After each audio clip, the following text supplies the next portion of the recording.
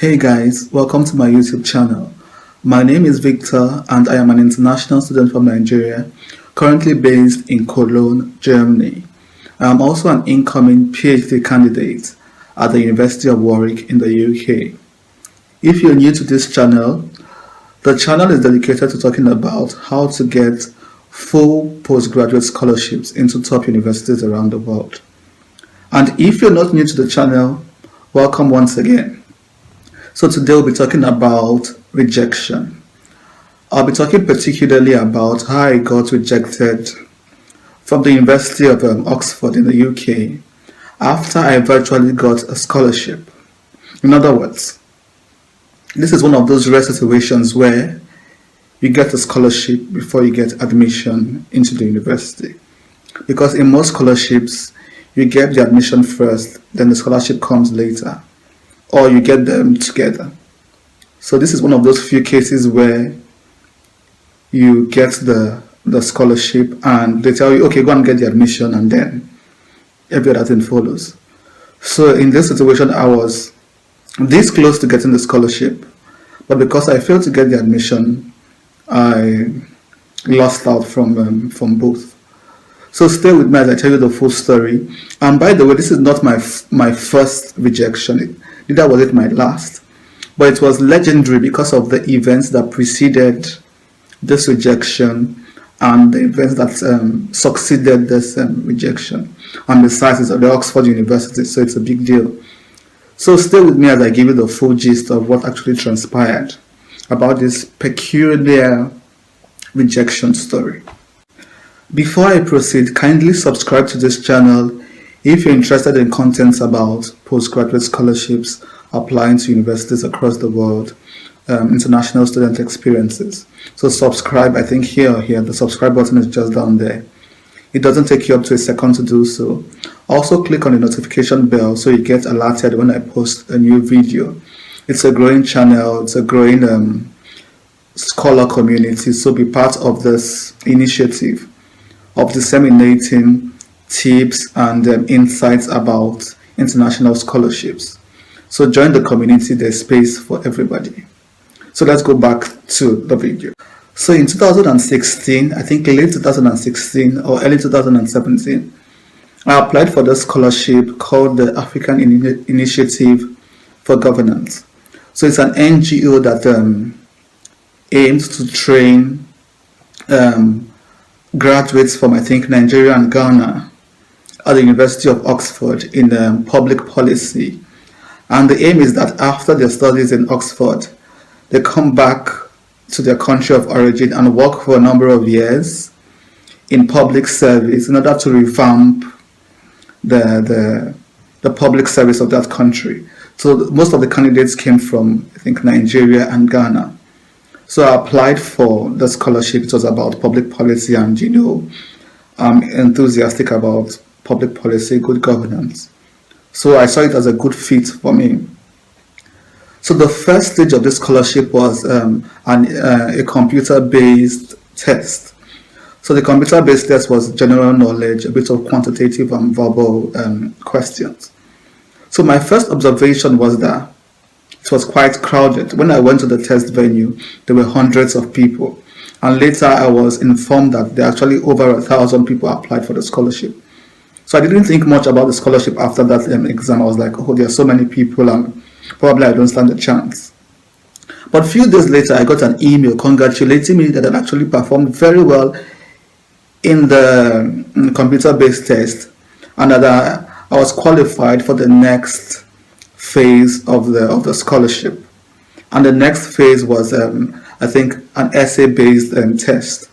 So it was more or less a statement of purpose about why you need the scholarship, what sector in the government do you think you're going to contribute to, and what are your previous experiences. So I wrote the best I could and I submitted my personal statement. And by the way, the personal statement I shared in a subsequent video was actually the personal statement I also sent to this particular scholarship, with just few adjustments here and there. So I mentioned how I was interested in anti-corruption and accountability. And after that, after my degree in Oxford, I would like to come back and work in one of the anti-corruption agencies here in Nigeria. So I told them about my missionary background and how I worked in rural communities and my motivation for taking up a course in public policy and things like that. So I submitted that, and still I had just a modest hope about the outcome of this application because I think it's very competitive, so I wasn't thinking much about it. But days after I submitted, I got another email congratulating me that my essay was among the best essays among the applicants. Then this was big. Well, after this email, I was like, man, I think I'm going somewhere with this actually. If first I passed the computer-based test, now I passed this essay competition. Then I was invited for, I think, the last part of the screening. And this was like a major event where applicants would have to meet with the directors of the NGO. And these were prominent people in Nigerian political and economic space. So the interview involved, I think, about 4 to 5 top professionals and directors of this NGO, and intense questioning about motivation for applying, proposed social impacts, and allied questions about how you hope to impact, how you want to deal with corruption, and general questions like that. So I think about 20, or a little bit less than 20 people qualified for that final screening phase.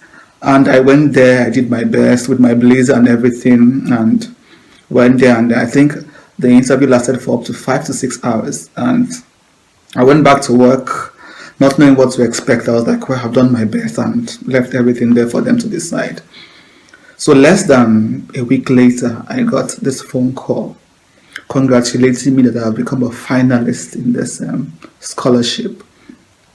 That out of the thousands of people that applied, I was able to scale through all the processes, and I also scaled through this interview, and now I'm among the 10 finalists selected for the scholarship. However, the NGO is only sponsoring 5 people to the University of Oxford. So the 10 of us will be assisted in applying to Oxford University. That's what we were told. And these 10 finalists will be given the resources they need, like the application fee, and will be given basic instructions about applying to Oxford. Then Oxford will select the final 5. So that was it. We were invited to a conference where I was able to meet other finalists, and we exchanged ideas, and had a nice meal, had a conference about applying to Oxford and what the scholarship was about, and other things. But I noticed something very important during that final meeting with other finalists. I noticed that most of them were already, I don't want to use the word accomplished, but they were already stable in their particular career. They were already medical doctors there, they were lawyers, economics accountants, environmentalists, and they were already at least middle level professionals. I, on the contrary, was trying to go into a new field. By then, I was working as a news writer and a blogger for an online news outfit in Lagos. But I was aspiring to move into anti-corruption agencies, into the anti-corruption agencies in Nigeria. So I was moving from my job as a journalist, so to say, to a new field. While most of them, they were trying to use this degree to probably advance their career in the field they are already. So they were not newbies, so to say. So I found myself as a little bit inexperienced, because when it's started recounting what they've done already, their degrees, I found myself as a little bit inadequate to compete with them. But I did shy away from the responsibility. There's something about me, I call this pseudo confidence. When I feel intimidated, I do best. I try to shine despite the intellectual challenges I face, and even though I think I'm not as good as others, I don't get dispirited. I use the opportunity to do my best. So that was it. We left the venue and we're given the application fee, because if you're applying to Oxford, you have to pay an application fee for your application to be considered. So they were generous enough to give us the application fee. They also gave us transport, and those living outside Lagos, where the conference was held, they also given the transport fare to their different destinations. And so that was it. We went back home to compile our application packages. I worked on my statement of purpose. I talked to my referees and my transcript and everything, got them in place, and applied. And few months later, I think about 2 to 3 months later, Oxford released the results. And lo and behold, I was rejected. That was I would call it a very painful rejection, even though I saw it coming. Because as I told you earlier, I was like, if Oxford is to select based on experience and based on the objective of this particular scholarship, it is very unlikely they will select a newbie, someone that is new or somebody that is seeking to move into a different industry. Because the aim of the scholarship was to help those already in the public sector with the materials they need to build up or to revamp civil service or public service. So most of them are already, I think, so to say, established in their field, and I was a bit new. That was my concern. I was trying to leverage my little experience to compete with those who are already a bit advanced in the field. So that was the problem I had, and that was the concern I had. So when the final outcome of the application came in, I was a bit surprised, though, but not totally surprised, but very disappointed. And that was how I lost out from Oxford University.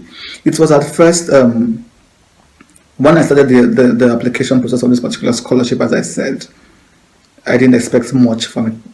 But as I advanced in the process, I became more optimistic. Then I got to the finals, met the fellow applicants, and I was like, oh, this is going to be a very tough one. Then Oxford came along and essentially burst the bubble.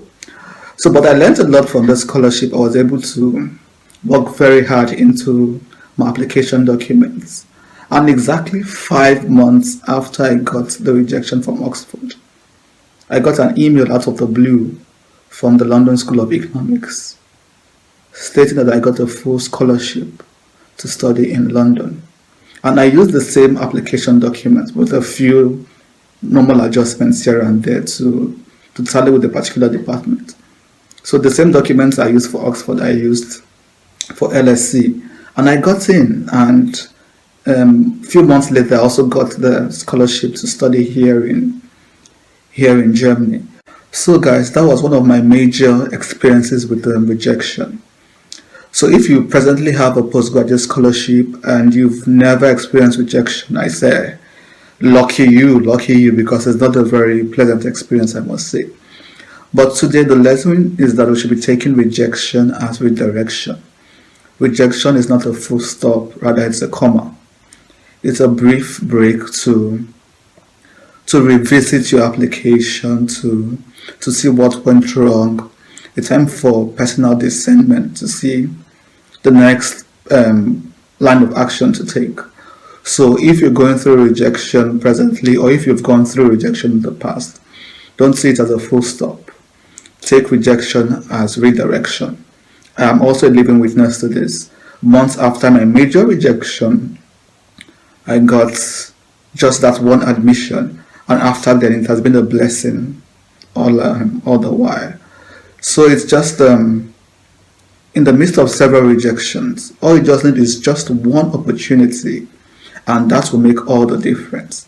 And there've been this spiral effect since July 2017. I think that was on the 4th of July 2017. I received that email from the London School of Economics. And that made all the difference. Since then, I've been moving from one international scholarship to another. And today I have 5 international scholarships under my belt. So remember, rejection is not a full stop, but a comma. It should motivate you to push a little bit further, to check what went wrong in the previous applications and try to better yourself. And that's it, guys. I hope you learned one or two things from this video. Usually I talk about my grand achievements, about how I got different scholarships. But I think it's also important to talk about rejection as well, the reality of rejection. Because not everyone gets a scholarship in their first try, or their second try, or their third try. So people have to try several times before they actually get a scholarship. So do not be discouraged, don't be dispirited, continue pushing. And one day, one department, one university will listen to you and find value in your application and finally give you that which you really deserve. And that's it, guys. Do not forget to subscribe and click on the notification bell to get alerted when I post videos. And until then, see you later. Stay motivated. Bye bye.